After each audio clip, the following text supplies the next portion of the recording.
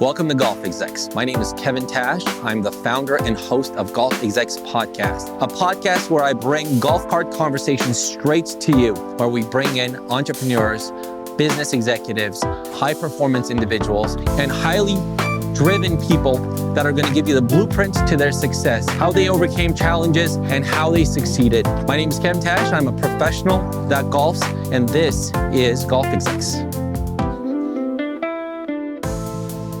Today, our guest is Damon Buford, MLB vet, entrepreneur, community builder, and first off to the tee. So let's meet Damon. Damon, thanks so much for being here. No problem. Thanks for having me, sir. Absolutely. I'm excited. Can you tell the audience a little bit about some of the teams you've played on? Yep. So a little background. Drafted way back when in 1990 of last century. Drafted by the Orioles. Made it to the big leagues with them. I played for 5 teams: the Orioles, the Mets, the Cubs, the Rangers, and the Red Sox. Legendary. That's American history in its all. Tell us a little bit about your golf game. So I'm probably about a 12 handicap. I like to think, and we'll see what happens today. A little bit nervous with all right, the environment and everything. Okay, I'm not nervous at all going against a professional athlete. At the end of the day, we look forward to learning a little bit about Damon, his journey as an entrepreneur, his journey as an athlete. And overall, I am just so excited just to be beside him. So let's do this. Want me to go first? Yes, sir. All right. Good luck, everybody. It's the best drive I've ever hit on number 1. I'm not intimidated at all.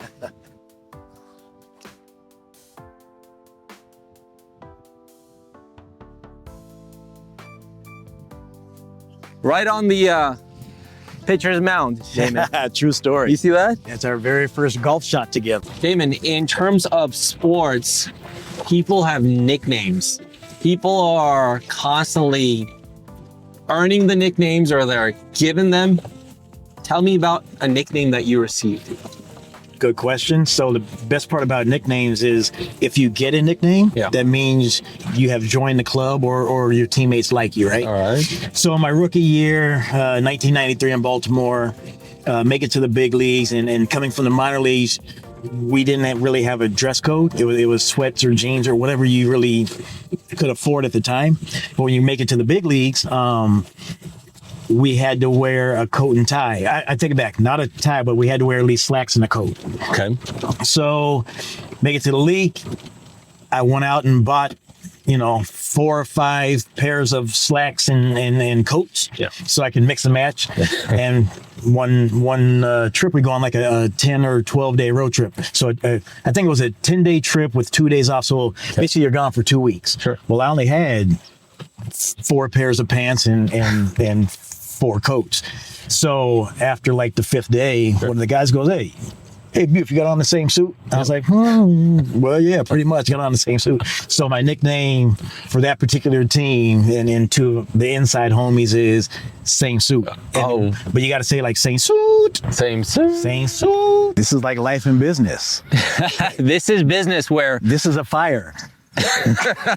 This is a fire you got to put out. There it is. This is where precision matters, strategy matters. What do I do? Get back on the fairway, or I cowboy it?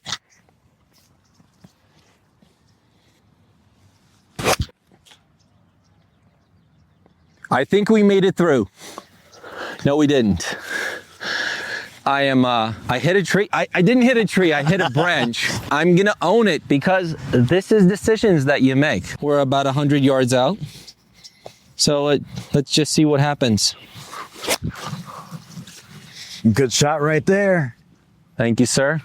All right, we're looking good. No doubt. We're looking good. No guts, no glory. Phenomenal drive in this incredible setup. It's the best ball I've ever hit out in the first tee box, probably at any course ever, especially under the conditions here. I feel like I'm about 100 yards out, 105. To the pin. And ironically, this is my worst club in the bag. It makes me think the most, right?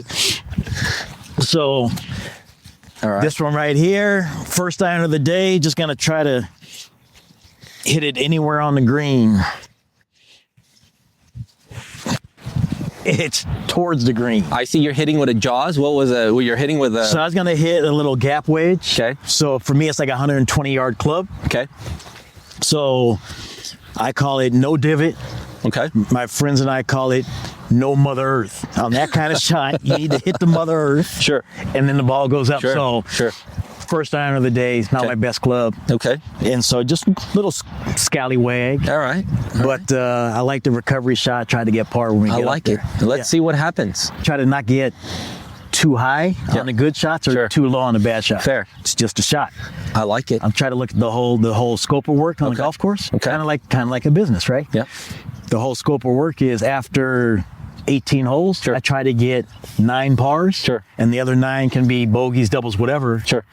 But that's what's supposed to happen. Yeah. So on that particular shot, that's what's supposed to happen at this given time. You know what? I like your philosophy. Now, I'm not happy about it, but that's what's supposed to happen. As you first got drafted in your very first team as a rookie, what was going through your mind? What happened? Take us through that moment, because this is the moment where 99% fail. So tell us about that. Get called up in 1993. I was 22 years old, which at the time, I'm expecting it to happen because I've put in so much time in baseball. I know that most of the fields I step on, I'm one of the best players on the field, in my own mind anyway. Sure. But then you actually get called up, and my first game, we're playing for the Orioles. Sure. We're in Minnesota. Yeah. I think it was against Scott Erickson, who ironically was a roommate of mine in a summer league team like 3 years prior. Sure. 0 for 3 my first game. Sure. 2 strikeouts. So you put all the pressure on yourself, right? Okay. Like, I've hit 300 every level of my whole life. All of a sudden you struck out. But again, it's the whole, scope of work. That was only one game. Okay. In my mind, I'm thinking, if I play for 10 years at 160 games a year, I have 1,600 games more to play. Wow. Right? So that's only one game. Is really the way that I looked at it, the whole scope of work. Sure. So it was exhilarating. Sure. Most of the pressure comes from internally within yourself. Sure. And then when you finally get the first hit in the big leagues, then you feel like you belong. Sure. And then instead of just trying to belong, then you feel like you want to thrive and be the best on the field at that level too. Sure. Yeah. Sure. That's incredible. Did you know that you're going to get drafted? Did you know that you're going to be the pick? No, not at all. So I very fortunate. I was a late pick, in my mind, a late pick, 10th round pick. Yeah. I was a small kid growing up, out of high school, 5'6", 150 pounds, right? So walked on at USC. Made the team as a walk-on. Very fortunate. Left fielder got hurt in my seventh game of my freshman year. Ended up playing good that game and played the whole rest of the year, ended up being a freshman All-American. Okay. So, again, in life, the harder we work, I feel like the luckier we get. Sure. So when that opportunity did happen, I happened to be ready for it and capitalized. Just like in business, you have to put yourself in a position so when the opportunity comes, that you're ready for it. The harder we work, the luckier we get. True story. I love that, and I'm going to use it. Should I attribute that back to you? Or? I think I heard it from Confucius or somebody. Confucius knows his stuff, so. So look, I don't have a bunker to worry about. I'm going to do my best. I'm going to use my 60, and I'm going to try to give it some air, give it a little bit power and see what happens. Right, so you try to land it by the pin? Yeah, but there's always risk. But for sure, what doesn't have risk, right? Okay, I'm happy with that. Absolutely. All right. It's a great shot.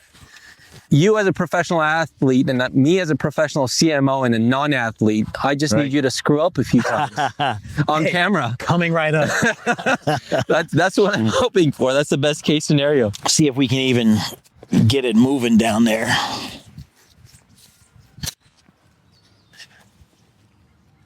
Go ball. Let's go. Go ball. That thing's rolling. That was a good read on the slope there. So yeah, just hit a little bit soft. Nice and controlled. But since neither one of us really practiced, I'll take that 100%. Yeah, oh, that's beautiful. It's a beautiful shot. Very nice putt. All right. Good start. Good roll there. All right. Let's go to the next one. All right. When you're in the game, do you notice the people or do you block them out? Well, you for sure notice, because there's no way to block out 40,000 people at a time. 40,000 people. And there's always the one voice or the one person that you see or notice that gets in your head. Sure. But it's all about self-talk. Okay. Right? Just like stepping on this box after bogeying the first hole, good drive, what do we tell ourselves?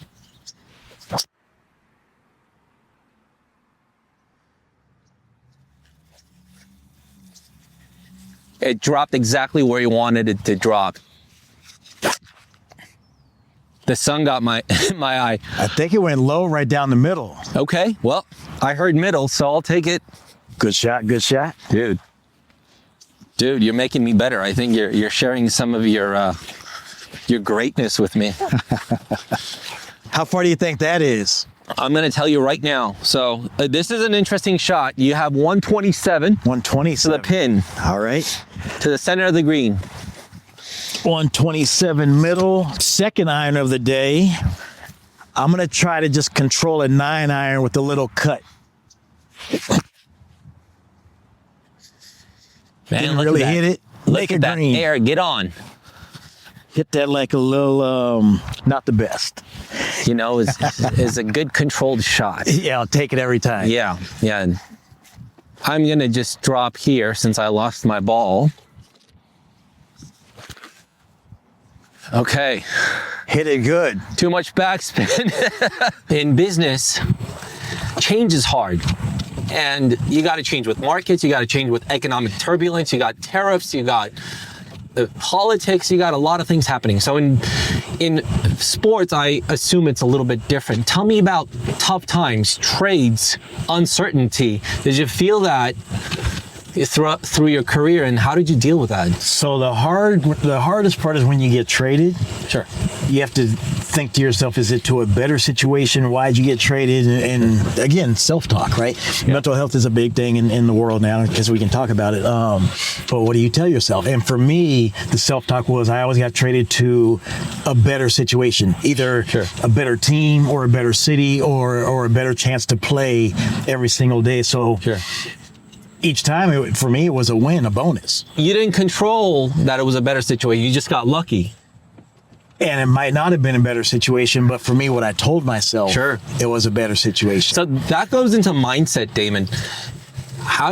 Who taught you, who trained you on having this resolve and this mindset as a young athlete, going through the MLB, getting traded for teams, and who was your mentor? Who was your, that person that gave you that consistent advice? I don't know if there's one person. I was very fortunate that my dad played in the big leagues. My father played in the big leagues for quite a while. Okay. He's actually in the Orioles Hall of Fame. But from being in the clubhouse and growing up in the environment, I kind of learned that for me anyway, never get too high. Yeah. Celebrate the wins, but celebrate them short, and never get too low. Sure. And the religious verse is this too shall pass, right? Sure. So when you're good, but you're never really that good. When you're bad, you're bad, but you're never really that bad. So it's always somewhere in the middle. Sure. And so I've always tried to stay in that mindset. Okay. But I also like to talk about on a team that in baseball there's 25 guys on a team. Sure. Right? Sure. And if all 25 guys were like me, we'd all be asleep by the third inning. Sure. Right? You need the guys that are high energy, high strung, rah, rah, rah, rah, rah, like guys that play with like Mo Vaughn, motivate the team.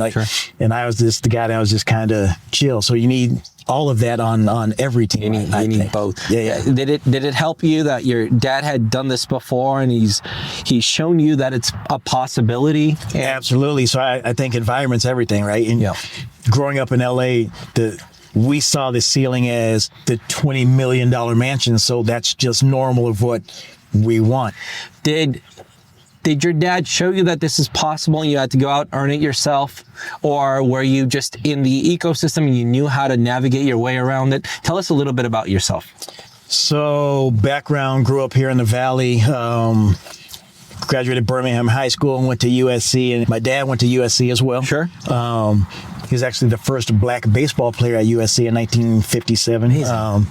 The coach there, Rod Dado, gave him a chance, which changes the life arc of his life, my life, of the Buford family, whatever. Sure. Growing up it's not so much what he taught me words-wise, sure, but seeing the man. Example. And growing up in the environment means everything. And I think that's a lot of industries, if not every industry. No, I love it. And there's nothing wrong with following your dad's footsteps, especially when he achieved the greatness level that he did. What's his name? His name's Don Buford. Okay. Yeah. All right. For a spell, he was the probably the best leadoff man in baseball for the Orioles from 1968 to 71. Okay. Right. So good anecdote right here. Yeah. His team goes to the World Series 3 years in a row. Okay. 69, 70, 71. Okay. 69, they play against the Miracle Mets. Sure. 70, they play against Pittsburgh. 71, they play against the Big Red Machine, Cincinnati. After playing in the World Series, losing twice, winning one time, he would come home in the wintertime. Sure. And he'd have to manage a Sears Roebuck store in the marina to make ends meet. So just exponentially the difference then. So he's making X amount of money playing in the big leagues, winning a World Series, had to come home and go manage Sears Roebuck. And nowadays he'd be making, $30 million a year. Man. So it's exponentially different, but it's still the same person going through the same grind with the same mentality. Man, that just played like a movie in my mind, and that's his history, man. Yeah. I thank you for sharing that, Dave. That's a big deal. Another 42 yards. Don't want to go too high, not too low. Let's see what happens. Got a little too much branch there. It was a very good direction. Yeah. I'm happy it didn't go backwards. All right. Second chip of the day. We got about 35 yards. 35 yards, about 3/4 of the way, and just let it run out to the hole. All right. Oh, that's horrible. Get up there. That's terrible. All right, terrible. You got green, so I think we're looking good here. All right, I'll take a chance at a putt. I think you got this. Got a window. It's got a chance, y'all. Okay, get in there. Oh, that was close. My God. That was entertaining to watch. I got to tell you that. Very exciting. Damon, if you make this in, I'm caddying for you for the next tournament. Next tournament, all right. I think the percentage on this is about 8 or 9 footer. They make it 99% of the time on tour. As an amateur, we make it. Come on! 97% of the time. Oh, that was so good. Listen, we have more holes to go. So, Damon, you played for how many teams? So I played for 5 teams. 5 teams. Out of all the teams, do you pick favorites? So I heard a thing, saying a quote, when the goal is experience, everything's a win. So for me, the best experience was in 1996, I played for the Texas Rangers. Okay. And at the time, they had never been to the playoffs, and there wasn't a wild card, so you had to win the division to go to the playoffs. All right. Well, I think that year, 1996, we won the first game of spring training. Okay. And from the first day of spring training to the end of the season, we never left first place. Okay. And it was a great team, 25 guys on the team. I like to say we had 8 black guys, 8 white guys, and 8 I call international. So you had all these different diverse personalities all working towards the same goal, and we accomplished that goal. And it was by far for me the most rewarding experience that I've had as a professional. Tell us about your worst business experience, your worst business endeavor, your worst investment, besides the Hummer and the Mercedes. So before what we're doing now with the acai bowl, with the Sunbury acai bowl thing, when I was in Phoenix, bought of all things, a tanning salon. Okay. At the time, my accountant told me that I was going to write a big check to Uncle Sam, or start a business. And I was 26 years old, 27.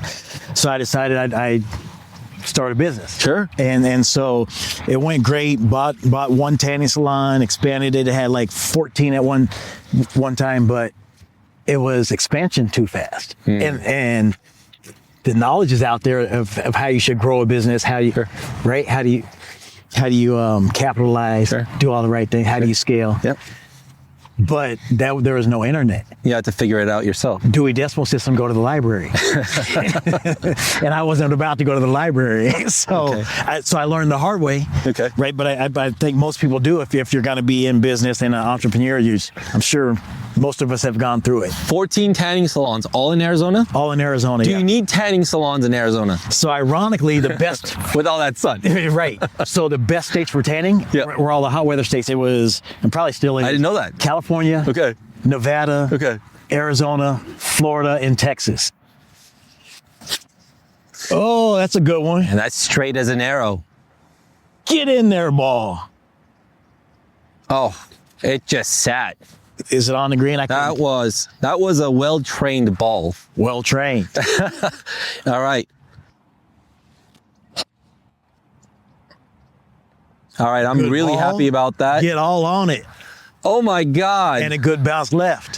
Thank you. It bounced. It bounced where it wasn't supposed to bounce. It literally has been, the winds has been nice to me today. We like to say it's not a competition, but you're always trying to be better than somebody. Okay.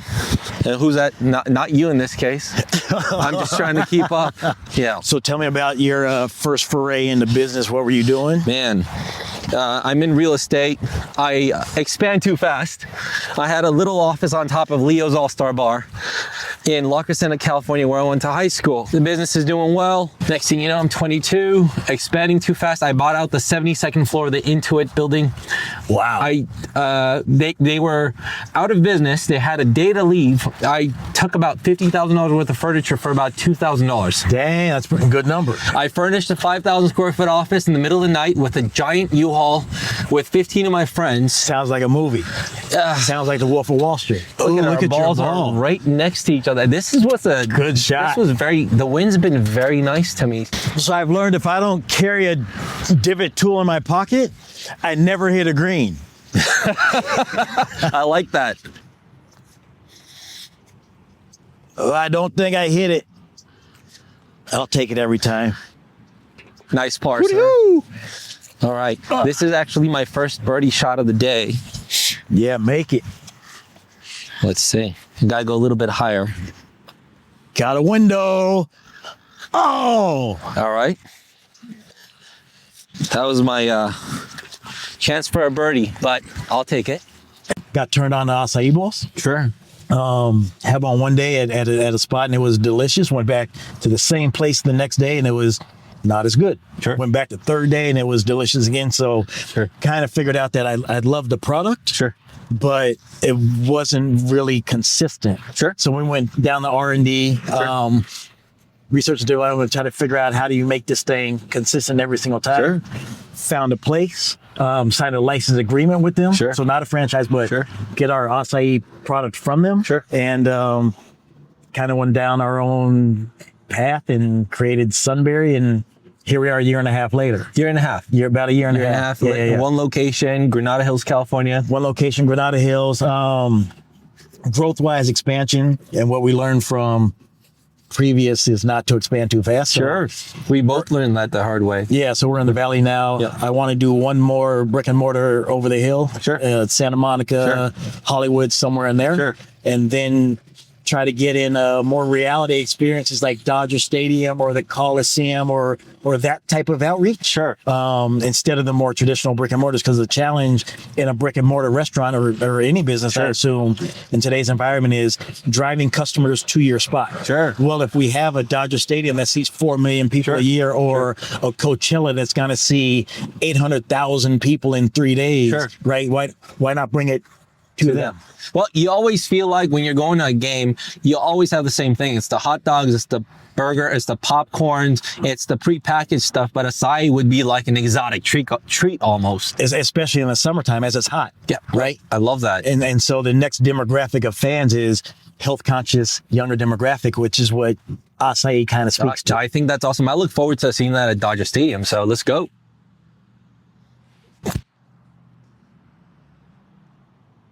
Bounce right. Oh, no bunker, right? I don't think there's a bunker over there. Oh, man. Damon, We'll call it a grass bunker. when you hit that, in my mind, it's the Happy Gilmore. I just want to yell, shooter! That was brilliant. All right. Roll Tide. Let's see what happens. Yep, no doubt. All right. Went straight. I think we traded balls. Yeah, this is you. Yeah. I'm way back there. Yeah. So I'll play, I don't know, feels right. All right. Let's see if we can't chip one kind of decently close. Nope. Go ball. Now go right. Down. That's what it was supposed to do, just not hard man. enough. That's such a tricky slope. No doubt. Try to make a long That was play. nice. All right. All right. All right. Now this putt, I'm going to put money on. So let's see how you're going to handle this putt. Now you're talking my language. What should we play for? Since we're started the gambling game now. So, well, we're both local. So, yeah, you know where to find me and I know where to find you. So Let's play for an acai bowl.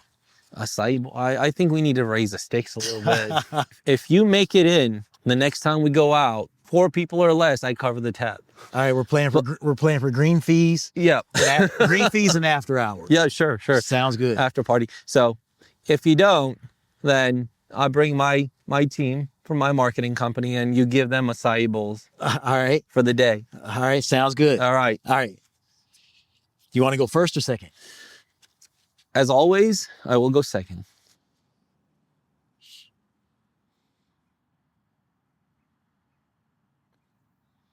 It's got a chance, y'all.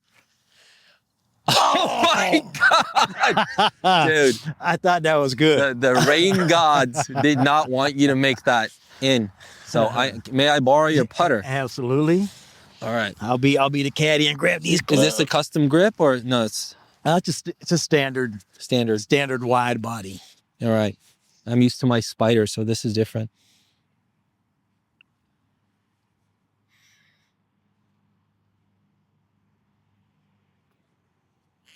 Hit it. Right speed. Hit the pin. Oh my God. Finally. Okay. The All hooty right. hoo birds come out. Note to self, plan your bets before you go out to play a round of golf with an MLB professional. So I get to invite 3 friends? Was it 3 or 4? 3 total. How much do they eat? Well, we're friends. How We much gotta be included. How much do they eat and drink? I don't know. It depends. Let's set up a max, but no, it's too late. It's on camera. Congratulations, sir. Pleasure playing golf with you. Likewise, been a great day. Good talk. Glad we can tie on the bet. I'm going to plan my bet next time. 100%. All right. So we can enjoy it together. All right, let's go. Do it. I just lost a bet to a good time with an MLB buddy, and he's going to bring his buddy. So it's really a win. It just costs a little money. That's a good I call that a good investment.